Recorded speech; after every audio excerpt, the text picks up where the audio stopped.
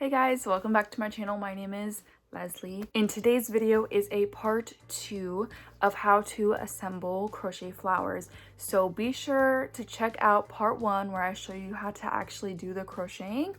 And this video is going to be me explaining how you assemble the flowers and put them together. Part of the reason why this took so long is unfortunately because of Joann Fabrics closing, and the ones near me are pretty empty. I'm kind of scared to go there because of how chaotic they are. And the supplies I got in the past to make these flowers was from Joann's Fabrics, so I had to find an alternative, and it's still not perfect. I'll explain that as you know I show how to make them. But yeah, that's part of the reason why it took so long.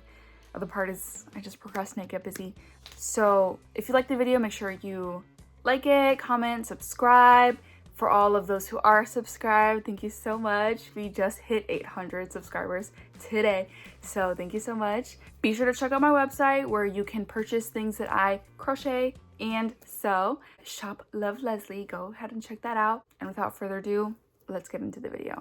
So starting off with some supplies you're gonna need some wire cutters as shown there. And you're also gonna need some floral wire stems. I picked up this pack from Michael's. I picked out a 22 gauge. I definitely recommend getting something thicker like a 20 or 18 because these were too thin to actually hold the weight of the flower up. And they're also super long, so I'm actually just taking 2 out of the pack and I'm gonna cut them in half just by folding it to find where the center is and then using my wire cutters to just snip it in half.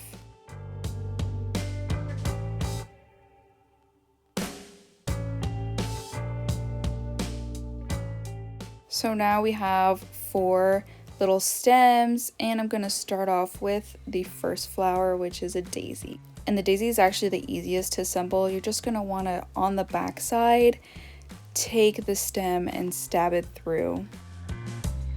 So next you're gonna need some glue to keep that stem from sliding back out. I normally use a hot glue gun, but mine actually ran out of sticks, so I don't have that anymore. And then the E6000 would not open, but I still am going to demonstrate where you would put the glue, just where the fabric meets the wire, and you don't want to add too much because you don't want it to be super noticeable on the stem. So next up we have tulips, and you're going to want to open it up, take the wire and feed it through that center hole at the bottom of the flower. And then I'm going to take that wire and actually fold it over and make a loop, and then lay it down flat so that when I pull the wire back down, it does not go through the wire. And here I'm showing that no matter how hard I pull, it doesn't go through the actual flower. And next you'll need some fluff. This is just polyfill stuffing, and you're going to want to stuff the flower to give it some shape.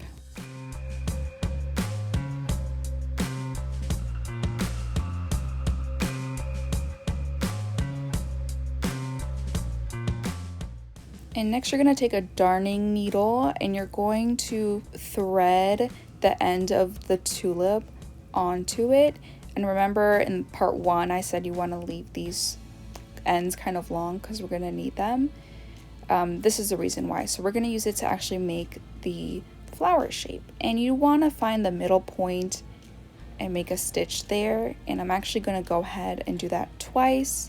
So you just want to make like a little closing here, and it looks like we have the number 8 or like an infinity sign, and you want to do that on the other side. So we're just taking the middles and stitching them together to close it up in that tulip shape. And I'm going to do it twice there as well.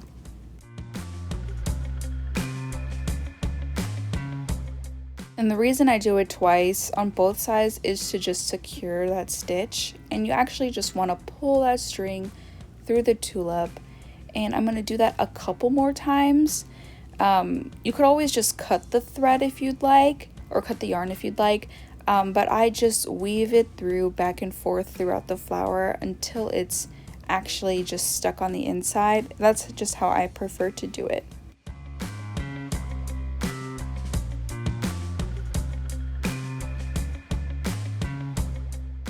So it took a couple of back and forths, but finally that yarn is lost inside the flower and we have this tulip shape. So next up we have the lavender, and this one's actually pretty easy. You just want to find the beginning part and wrap the whole flower along the wire.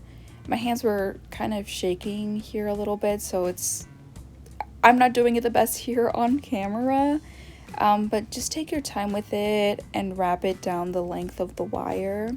And you're going to want to use a little bit of glue right where I have my thumb at the beginning, just to keep it from unraveling.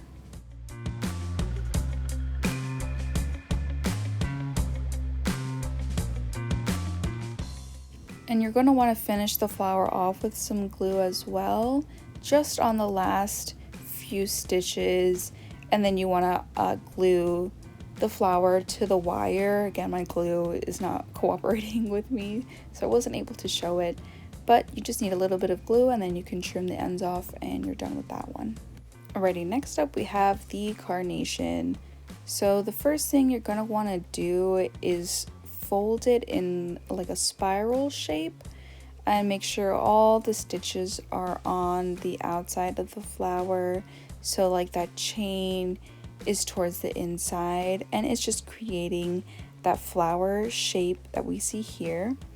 And again, you're going to go in with your darning needle, thread it through, and we're actually going to stitch the flower so it stays in this spiral shape.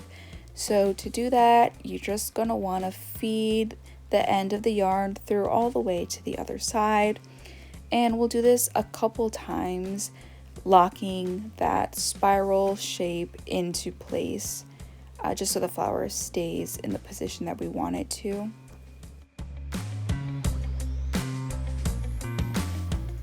So because there are two ends, you can make a knot, you can feed them both through. It's really up to you how you want to finish it. But here I'm demonstrating how you're going to attach it to the wire. Again, my glue is not working, but you would fill the flower with glue on the inside, add glue to the wire, and then actually glue the circle onto the back as well so you can't see the glue. And I said to leave the end long, and you're going to want to stitch that flower circle into place just like I showed there. And I'm kind of taking away the ends so you get a better visual of how it'll look like when it's completed. Okay, so I hope you guys were able to understand how to put the flowers together. I think these flowers make perfect graduation gifts, Mother's Day gifts, and with both of those really coming up, it'd be a really great time to try out making them. If you have any questions related to the video, comment them down below. I'll be sure to get back to you. But that's all I have for now. Thank you for watching. Bye.